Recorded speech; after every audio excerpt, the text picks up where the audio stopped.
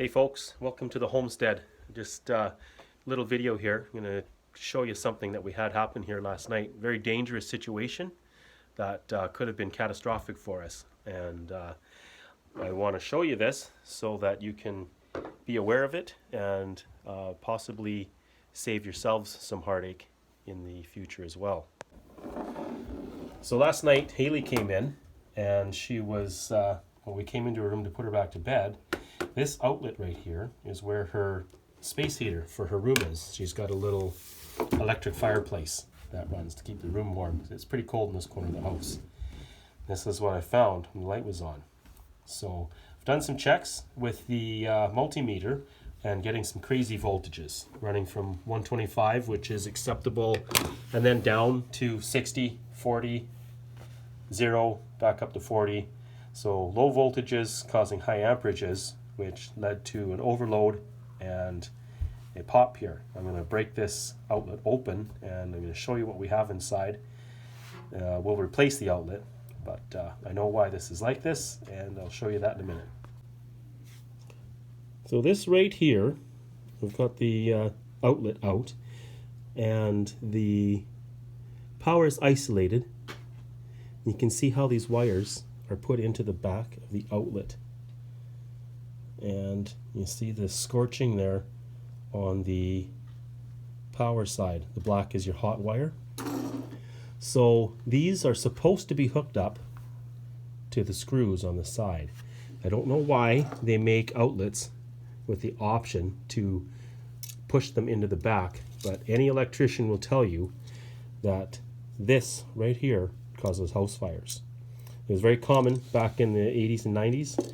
This house was built in 1996, and we believe that every outlet in the house has been wired this way, and we are going to be going through and fixing our outlets.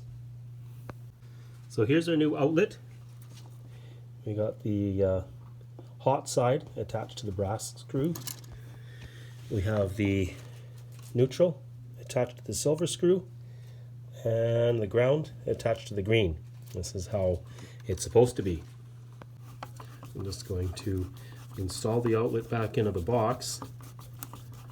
Then we can put the plate back on and test for voltage. And I'll show you how that's done in a moment as well. Okay, so we've got everything hooked back up. The breaker has been reactivated, and we're going to use our multimeter here to test the voltage in the plug. They're set for AC amps, or AC volts, sorry. And Sam's going to tell me what it says when I insert the black into the ground, and the red goes into the hot. It's been turned on, and Sam's going to tell me what we have on our screen. What do we got there, buddy? 122. 122 volts. That's acceptable. Anywhere between 125 and 115. You get lower than that, that's a little on the low side for 110 volts. So what happened here was when I tested this outlet, when I put the multimeter in, like that, I had it jumped up to 125 and then it dropped down to 80, 60, 40, back up. So we had inconsistent voltages coming through because the way this was hooked up on the back.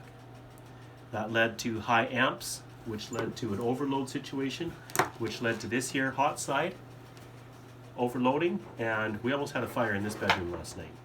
So if this is how your outlets are hooked up, get them replaced. If you can't do it, bring somebody in, get them done. It is worth the peace of mind to get Haley? it done. And we have a job of work in front of us to get the outlets done in this house, because this is an unacceptable situation. What? So hopefully you pick something up from that. Thanks for watching, and we'll see you next time from the homestead.